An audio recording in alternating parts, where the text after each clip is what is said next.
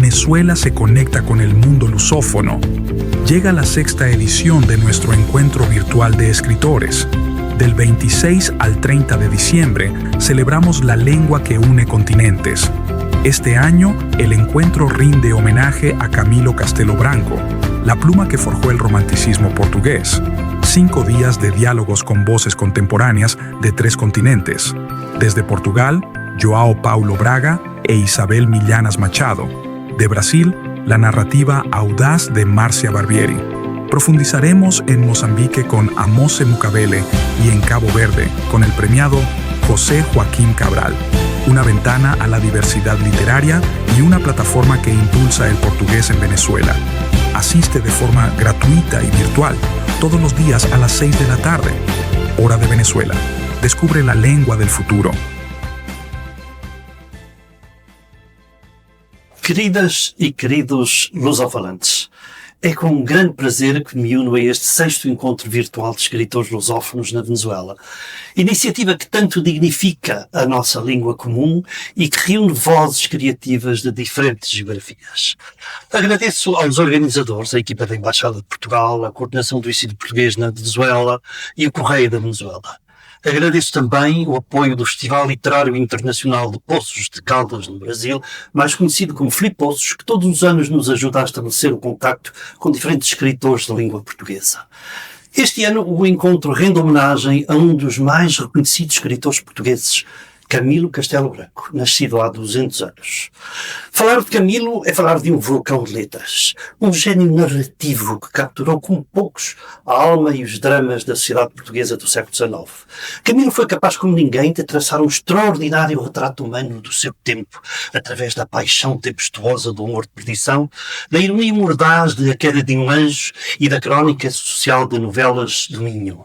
Foi um mestre da palavra, esculpindo-a com fúria, humor, erudição e profunda sensibilidade. Relembrá-lo hoje é reafirmar a perenidade de um património literário que nos funda e nos inspira, mostrando a força da língua para explorar os abismos e as alturas do coração humano. E é precisamente sobre esta língua portuguesa, a herança que Camilo tantas vezes levou ao paroxismo da beleza, que quero refletir convosco. Ele é o grande elo e o espaço comum que hoje nos congrega virtualmente, a lusofonia. A lusofonia não é um conceito estático ou geográfico, é um universo dinâmico, plural e em constante renascimento. É um oceano de sotaques, realidades, histórias e sonhos partilhados por milhões de pessoas em todos os continentes. Hoje, o português é uma língua global, falada por cerca de 260 milhões de pessoas, com uma projeção crescente no mundo da cultura, dos negócios, da ciência e da diplomacia. A sua verdadeira riqueza também está no que os escritores participantes neste encontro fazem com ela. De diferentes países, continentes e contextos culturais, tomam a mesma língua de Camões, Camilo, Pessoa, Jorge Amado, Clarice Lispector e Mia Couto e moldam-na para expressar as suas realidades únicas, para criar uma nova poesia, nova ficção, novos olhares sobre o mundo. Cada um de nós é protagonista do milagre que é fazer da nossa língua comum uma casa com janelas abertas para a infinita diversidade humana. Somos os legítimos herdeiros e os inovadores desta tradição. Antes de terminar, num espírito de fraternidade e de festa, gostaria de me dirigir algumas palavras especiais. À querida comunidade portuguesa que vive na Venezuela, que tanto contribui para o estreitamento dos laços entre os nossos povos, envio um abraço muito forte e a certeza de que Portugal vos tem sempre no coração. Ao público venezuelano, com quem Portugal partilha uma longa e profunda amizade, expresso a minha mais sincera e fraternal saudação. A todos vós, neste final de ano, desejo do fundo do coração um bom Natal, repleto de paz, saúde e alegria partilhada entre família e amigos. Que a luz desta quadra ilumine os vossos lares e os vossos espíritos. E que o ano novo de 2026 vos traga a todos um caminho de esperança, de realizações e de encontros frutuosos continuando a construir pontes através da palavra, da cultura e da amizade. Muito obrigado, Feliz Natal e um próspero 2026. Viva a lusofonia, viva a língua portuguesa. Bom dia, boa tarde, boa noite. Meu nome é Rainer Sousa, sou coordenador de ensino português na Venezuela. Bem-vindo ao 6º Encontro Virtual de Escritores Lusófonos na Venezuela. Esta é uma atividade que conta com o apoio da Embaixada de Portugal, a Coordenação de Ensino Português na Venezuela, o Instituto Camões, Instituto da Cooperação e da Língua, também do Correio da Venezuela e da Filipossos, no Brasil. E começamos este encontro com uma escritora portuguesa, Isabel Millanas Machado, que eu quero agradecer a oportunidade que nos dá de poder falar sobre literatura e sobre a obra desta jovem escritora portuguesa. Isabel, muito obrigado por ter aceito o convite. Muito obrigada eu por me terem lembrado de mim pelo convite. Obrigada eu, era essa. Sim. Eu vou apresentar a Ana Isabel, ou Isabel Millanas Machado, formada pela Faculdade de Letras da Universidade de Lisboa e mestre em teatro pela Escola Superior de Teatro e Cinema. Escreve poesia, teatro e contos, tendo sido a escritora residente do Filipossos 2025, com apoio do Instituto Camões. Trabalha com gestão de projetos de leitura em escolas e frequenta doutoramento em artes performativas com investigação no âmbito da dramaturgia. Trabalhou com as estruturas Companhia Clara Andermatt, CCB e Real Pelágio na área da produção e comunicação. Integra o coletivo Câmara desde 2018, com espetáculos que se dedicam à escrita partilhada e em comunidade. O trabalho em coletivo é uma das maiores fontes de inspiração e diálogo.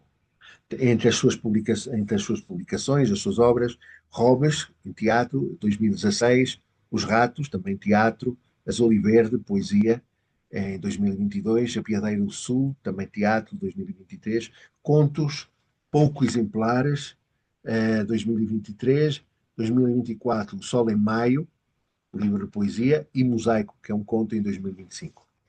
Muito bem. Isabel, fala-nos então um pouco de si, onde nasceu, onde cresceu, e como é que estes ambientes e a sua jornada pessoal a influenciaram a enverdar pelos caminhos da literatura. Fiquei aqui com uma quebra, perdi a Sim, internet.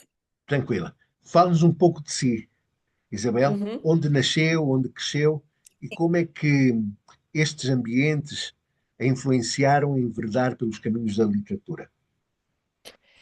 Então, eu chamo-me Isabel Milhanas Machado, eu tenho 34 anos, eu nasci em Lisboa, no centro da cidade, no Campo Santana. Para quem conhece bem a cidade de Lisboa, é uma das zonas mais centrais, portanto sempre vivi num meio com muito ambiente de cidade e dessas de todas as influências que o meio citadino e das pressas e das urgências nos dão. Cresci numa família em que, curiosamente, os meus irmãos também acabaram por enverdar por áreas artísticas, e eu calculo que tivesse havido aqui no seio da minha família alguma coisa que tivesse brotado para todos nós termos seguido as humanidades e as artes no geral, o meu irmão também, poeta. Portanto, eu creio que uma das grandes influências foi, sobretudo, esta necessidade em casa de estarmos muito atentos ao mundo, ao que se passava no mundo. O meu pai, principalmente, com um cariz muito interventivo do que se passava a nível o que se passa a nível da nossa sociedade, que infelizmente até aos dias de hoje, injustiças sociais, etc. Então, eu acho que tudo isso eu fui vendo, acabando por ver na literatura, e aí a importância das escolas é fundamental, de todos os professores que eu tive nas áreas do português e da literatura. Foi sempre um caminho que eu fui vendo lado a lado para um futuro possível. Tanto do teatro, quando comecei a descobrir o teatro, e pela leitura, que acho que a leitura é o mais importante, seja para quem vive da escrita, para quem não está na área das humanidades, das artes. Acho que a leitura, desde pequeninos para todas as crianças, é o mais importante, e é isso que nós temos que preservar e que continuar com as nossas crianças e com o futuro. Por isso, talvez estes ambientes todos que eu tenha convivido tenha ajudado a me deparar com a importância da cultura e da arte, ah, no dia a dia das pessoas e não ser uma coisa afastada. Eu acho que a arte, principalmente, deve ser uma coisa que está à mesa connosco e que deve ter a mesma importância do que todos os grandes poderes, comerciais e económicos. Sim. Esta arte de contar histórias, o que há na escrita que te terminou por cativar e a manter ligada à literatura? Eu para já eu comecei na escrita, justamente assim na escrita mais desenvolvida, não é? Mais como um trabalho que eu gostava de fazer através do teatro, e o teatro foi aí a minha ponte de entrada para tudo o resto. Eu vejo nesse contar história, seja através da literatura dramática, ou seja, em colocar um texto para cena, seja através das outras metodologias ou das outras ferramentas ou estilos que eu depois fui envergando, é sempre a criação de um mundo. Nós, quando contamos uma história, seja falada, porque estamos a inventar, quando contamos uma história, quando conto uma história à minha sobrinha, quando escrevo uma peça de teatro, o que eu estou a fazer é criar um mundo novo. Um, um mundo onde há uma realidade alternativa, uma realidade possível onde eu me insiro, mesmo que seja durante aquele tempo da página, durante aquele tempo da representação. E essa criação é uma forma também, a meu ver, de não estarmos sozinhos. Eu acho que quem escreve, ou quem lê muito, ou quem gosta de ler, nunca está sozinho, nunca tropeça nessa solidão, porque há sempre alguém que está ali com ele, seja o autor que está a ler, seja a personagem que está a ler e que quer, não pode perder, seja a personagem que está a imaginar, que está a descrever. E eu gosto muito dessa sensação da literatura nunca nos deixar sozinhos. Acho que é a única forma de nós não cairmos na solidão é estarmos com a literatura. Uhum. E também, além do teatro, onde tem várias obras, também tem escrito livros de poesia. Um deles é Sol em Maio, que é uma das O suas sol é obras mais. Sol em Maio, Uhum. uma das Sim. suas obras mais recentes. Pode partilhar connosco o que a motivou a escrever este livro de poemas? O Sol em Maio está dividido em duas partes. A primeira parte em maio, a segunda parte, o Sol. A segunda parte, o Sol, foi a escrita mais rápida que eu tive, em toda a minha vida. Foi escrita em poucos dias, nos Açores. E foi um resultado de um processo primeiro de luto, de maturação, e depois na segunda parte um renascer, que foi possibilitado, devido a uma descoberta, através da literatura. E esse foi um livro para mim que foi muito importante para mim. Foi um livro em que eu finalmente consegui assumir, eu não gosto de dizer muito esta palavra, mas assumir que estava a escrever poesia, porque fui sempre muito renitente em colocar-me, esses rótulos e essas gavetas. Aliás, quando escrevi o Azul e Verde com a Rafaela Nunes, que é uma artista plástica, nós insistimos bastante que aquilo que nós estávamos a fazer eram desenhos e não ilustrações, acompanhado de textos que estavam escritos em verso, mas que eu estive muito resistente em chamar de poesia, porque acho também que não era, eu não estava a pensar nisso quando estava a escrever, não estava a pensar em nenhuma fórmula, em nenhum momento. E no Sol em Maio foi a primeira vez, foi o primeiro sítio em que eu me senti, que estava a trabalhar na minha vertente de poesia, e e gostei do resultado. E para mim foi um grande avanço para a minha escrita, foi poder escrever o Sol em Maio, depois de ter tido alguma visibilidade com ele, porque foi com ele também que eu fui, ao Filipossos. Tinha que haver aqui uma parte de literatura, publicada no Brasil, e foi também com ele que eu fui ao Brasil. Portanto, o Sol em Maio tem assim alguma importância na minha vida pessoal e na minha vida literária. Vejo que começou primeiro a sua carreira como escritora com o teatro, não é? Teatro e poesia são dois géneros bastante diferentes. Eh, o que é que também há no teatro que a atrai, uma vez que a maioria das suas obras são no teatro? O que é que a atrai? Quais são os temas que gosta de escrever quando escreve teatro?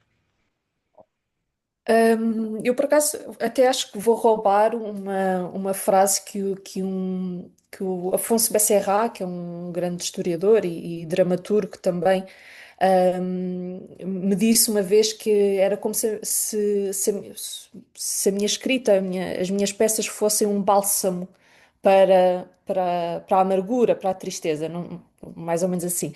E eu gosto de pensar que eu gosto de teatro, eu gosto de escrever teatro porque eu gosto de colocar pessoas a falarem umas com as outras.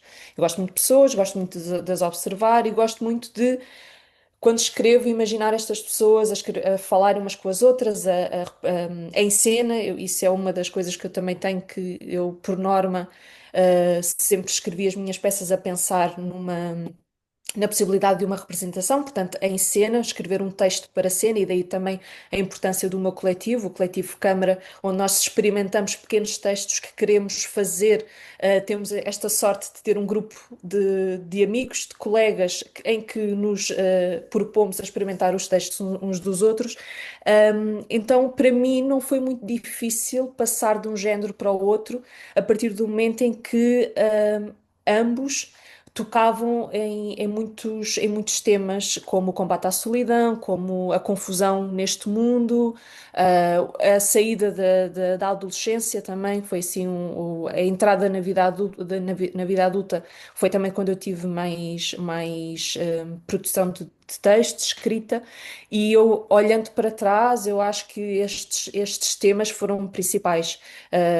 A solidão, fruto de estarmos sozinhos no meio da cidade, ou fruto de um processo de luto, que também é um dos temas assim que creio que atravessa muito a minha obra. Pronto, eu não gosto de ser obra, mas pronto, os meus textos que estão por aí publicados. E por isso acho que estes temas acabaram por entrar na poesia como uma. A poesia é quase como se fossem armas que nós vamos. Os versos que nós vamos escrevendo são armas curtas, são entregas curtas que o teatro também tem quando há um diálogo, quando há o próprio diálogo com o público. Eu gosto desta interação que se cria, e os meus poemas têm muito essa parte também de interação, de falar com o leitor. E por isso é que eu acho que a parte teatral, a escrita teatral, não está muito afastada da minha escrita para poesia. E eu, quando começo a escrever, eu muitas vezes não sei o que é que vou escrever. Se vou escrever uma peça de teatro, já me aconteceu começar a escrever um poema e transformá-lo no início de uma peça de teatro. Portanto, para mim está tudo muito relacionado, um género com o outro. No fundo, são palavras e são construções do mundo que eu vou usando da forma que acho que para aquela situação funciona melhor. E de todos esses livros que escreveu, há algum que é especial para si, eh, Isabel? E qual e porquê? Há uma Eu pergunta acho difícil, isso é como que perguntar a uma mãe qual de todos os filhos sim, gosta mais. qual é o seu filho preferido?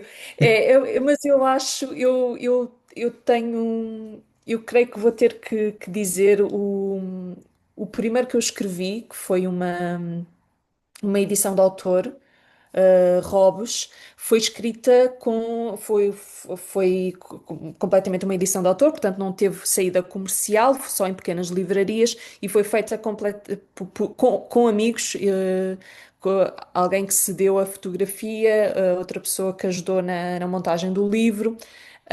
E portanto, esse livrinho, que é um pequenino livro, que é o resultado do espetáculo que encenei, Robes, tem muito significado para mim porque foi o primeiro. Foi assim, é aquele que eu tenho dois exemplares em casa e são os últimos, não existem mais e provavelmente nunca irão existir mais. Então é aquele que eu guardo com muito carinho por ter sido o primeiro. Sim. É, como vê como é que analisa ou vê o panorama literário português contemporâneo, particularmente no que diz respeito ao lugar e à voz das mulheres escritoras hoje em dia em Portugal? Acha que há suficiente protagonismo de escritoras portuguesas ou continua a ser um mundo netamente masculino? Começa a haver, acho que começa a haver e há muitos coletivos também que estão a trabalhar não só sobre a questão do feminismo, também sobre questões de género e muitas vezes elas estão ligadas umas com as outras, estas questões. Há muitas autoras que eu acompanho, e acho que neste momento em Portugal há uma produção de escrita, de escrita, seja para crianças, que é todo um mundo que floresce quem me dera ser criança hoje em dia, muito pequenina, para ter acesso a estes livros, que são para adultos lerem, são para toda a gente ler, mas eu acho que a força que vibra da poesia hoje em dia em Portugal é muito interessante e é muito vibrante. Há umas que eu acompanho mais porque tenho algum carinho especial. Nós vimos de um ano também um bocadinho difícil. 2024 foi um ano em que perdemos para mim, duas grandes escritoras, a par de muitas que até muitas ficam um bocadinho mais desconhecidas, mas em 2024 perdemos a Adélia Lopes, perdemos a Maria Quintãs, que é uma escritora também muito diversificada, e eu também gosto muito destes géneros de escrita que tanto estão no teatro como na poesia, como muito na tradução. Portanto, foi um ano de 2024 complicado, e há nomes que eu acompanho e que acho que merecem, acho que se deve falar do que se faz e do relevo que tem e não nos agarrarmos àquilo que está por fazer e a maneira de nos agarrarmos é lermos estas poetas, é divulgarmos o trabalho destas poetas e também tentarmos consolidar as tentativas e as resistências que existem por parte de muitas editoras de poesia.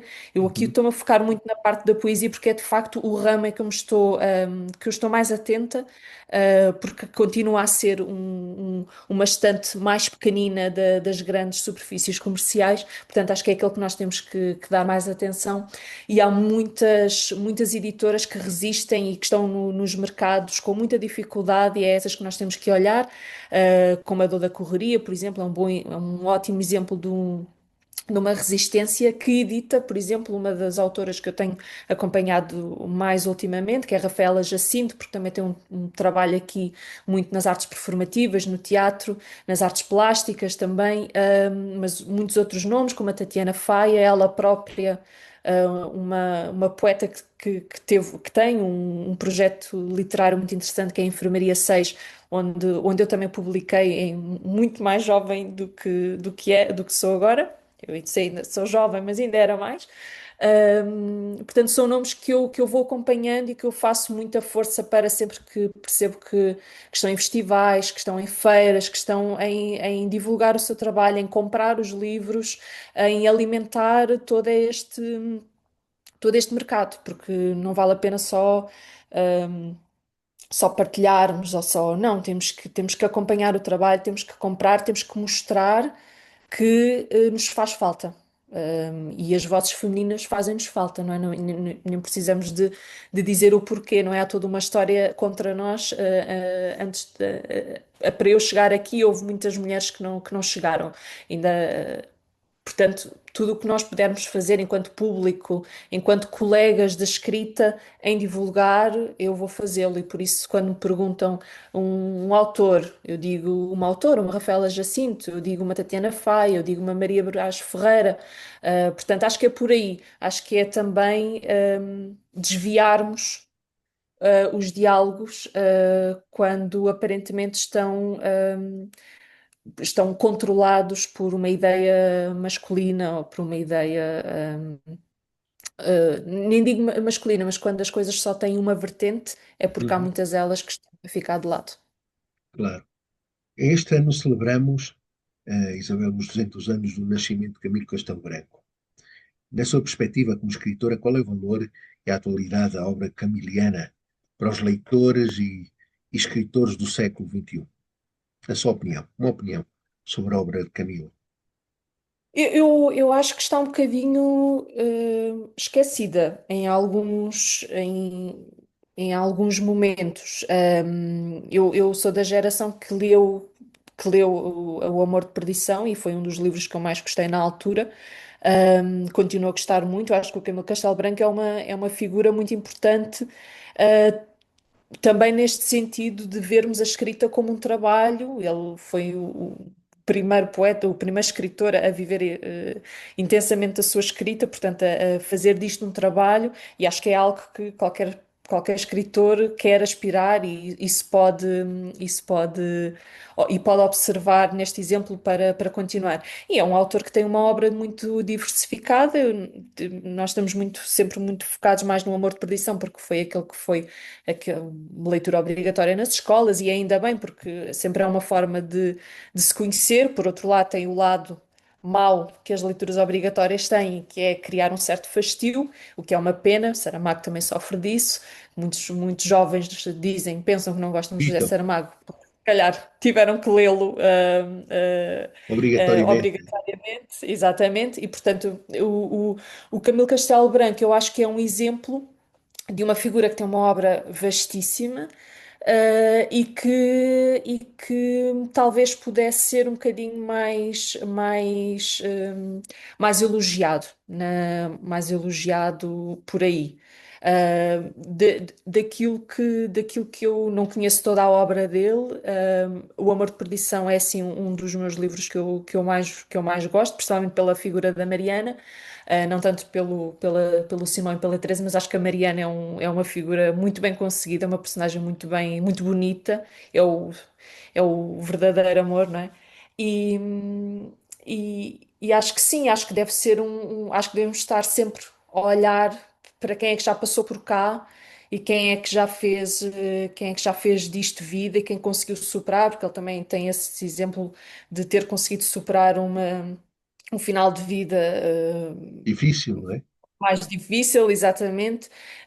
Portanto, mas como exemplo de ver a escrita como um trabalho em que a escrita é um trabalho de onde tem que resultar o sustento da vida, e para isso toma-se decisões, vai-se por um lado, vai-se por outro, mas continua-se o seu trabalho da escrita e do seu sem nunca perder a sua originalidade, a sua força de escrita. Por isso eu acho que eu creio que é um nome que poderia ser um bocadinho mais exaltado, e espero, ó, pelo menos estarmos a falar sobre isto nesta sessão. Até pode ser que alguém agora vá Procurar ou saber, pesquisar, procurar conhecer. saber mais, ler outras coisas de Camilo Castelo Branco, sem ser o Amor de Perdição ou o que fazem as mulheres, que eu acho muito giro também.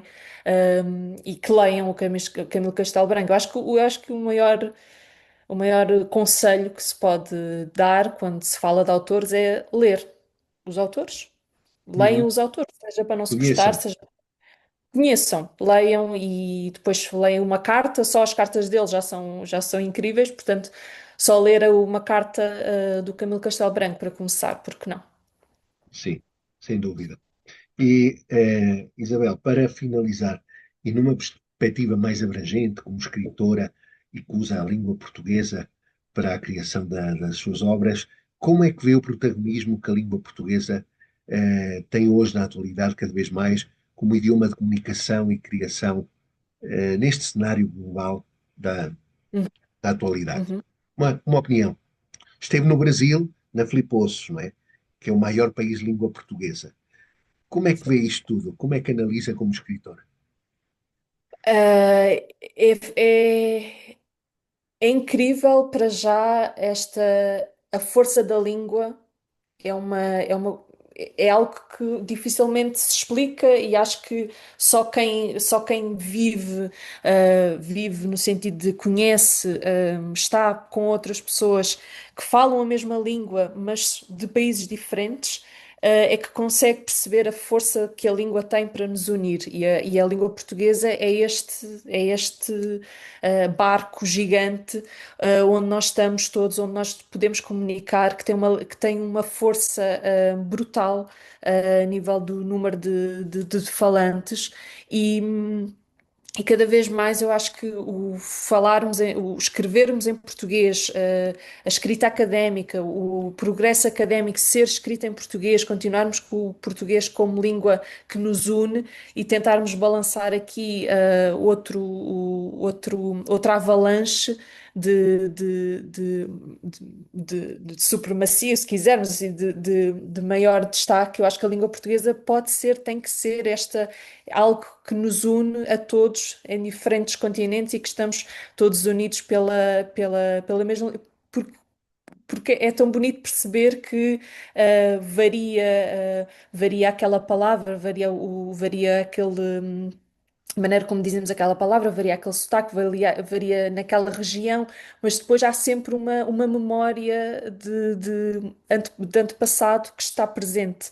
E essa força é algo que a língua portuguesa tem, que a língua portuguesa vai continuar a ter, e o Filipe Ossos é um exemplo disso, que temos pessoas de variados sítios em comum temos a língua portuguesa, e de repente é como se